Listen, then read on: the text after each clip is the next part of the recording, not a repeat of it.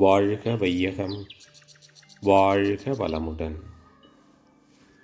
வாழ்க்கை மலர்கள். நால்வோர் நற்சிந்தனை. ஜனவரி 31. தலைப்பு: அளவு முறை.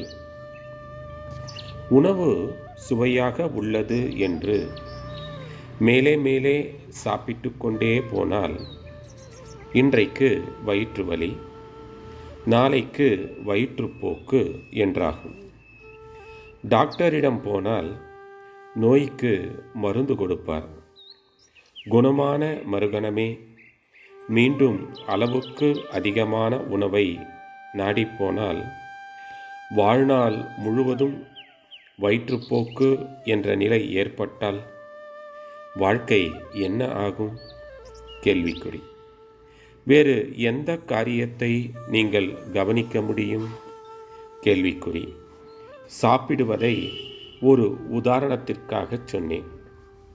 அதேபோல் எந்த காரியத்தை எடுத்துக்கொண்டாலும் அளவுக்கு அதிகமாக ஈடுபட்டால் உடல் வலுவிழந்து போகிறது. உடல் கெட்டால், மனம் கெட்டால் வாழ்வு சீரழிகிறது.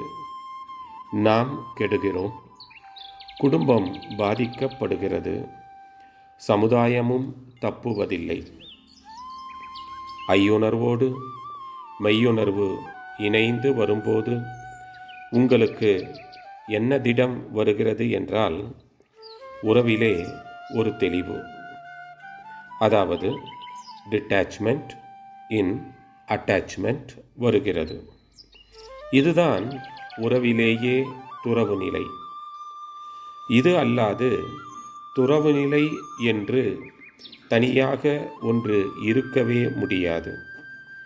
அப்படியே எல்லாவற்றையும் விட்டுவிட்டு போவதுதான் துறவு என்றால், இறப்பவர்கள்தான் துறவு நிலைக்கு போகிறார்கள் என்று சொல்லலாம். நாம் வாழும்போதே வாழ்வு நலமாக, அமைதியாக, மகிழ்ச்சியாக அமைய வேண்டுமே தவிர, நாம் இறந்த பிறகு துறவானால் என்ன, எதுவானால் என்ன? கேள்விக்குறி. அவ்வாறு வாழும் பொழுதே வாழ்வு திருப்தியாக, மேன்மையாக இருக்க வேண்டுமென்றால் ஒவ்வொரு அனுபவத்திலேயும் எல்லை கட்டிக்கொள்ள வேண்டும், அளவு இட்டுக்கொள்ள வேண்டும். அருள் தந்தை வாழ்க வளமுடன். தொடரும்.